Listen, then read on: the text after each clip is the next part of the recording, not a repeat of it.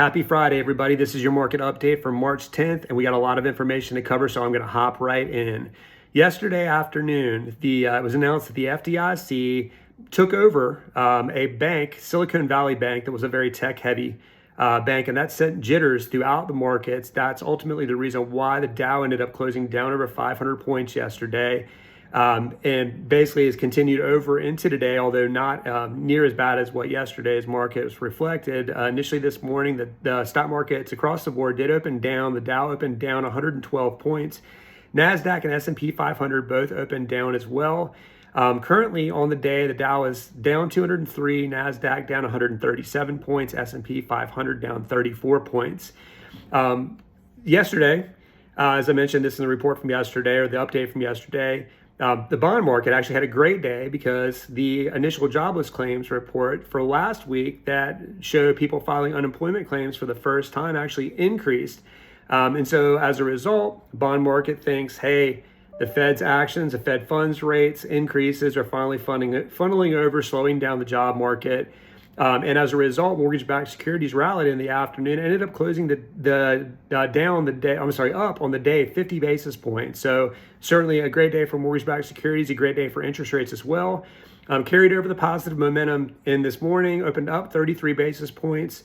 Treasury yields started to tank. Mortgage-backed securities continued to rally. At one point in time, I think we were up almost 80 basis points. So, over the past 2 days, that's over 100 basis points in mortgage pricing, which ultimately could lead to about 0.25% in interest rate improvement. Now, since then, mortgage-backed securities have sold off a bit. I think currently up only 52 basis points. Still a great day so far. So hopefully that positive momentum will carry on. Of course, the big ticket item that we were looking at, or the big hitter this morning, was the employment report that came out. That it did show job creation numbers that were significantly higher than what the market was anticipating. I think it was 311,000 new jobs created. The market was anticipating 200 to 225.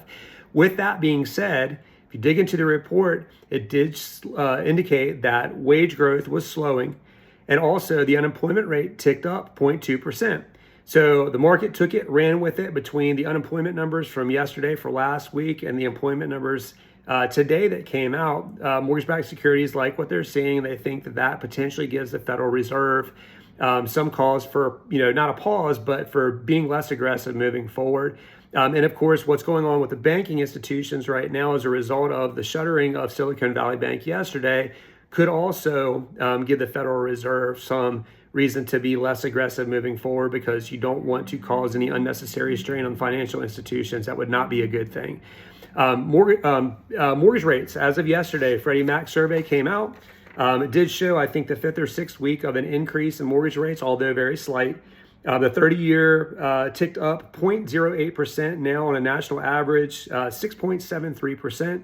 15-year ticked up 0.06% now on a national level, 5.95%. That is, of course, before the improvement in the mortgage-backed security market yesterday afternoon and today. So I would anticipate that rates, taking into account that movement, actually probably dropped from last week to this week, if we're looking at Friday pricing of last week to this Friday's pricing. So sorry to be so long-winded, a lot of information to digest. Just wanted to make sure that I filled you guys in on everything. I hope that you have a great weekend, and I will see you on Monday.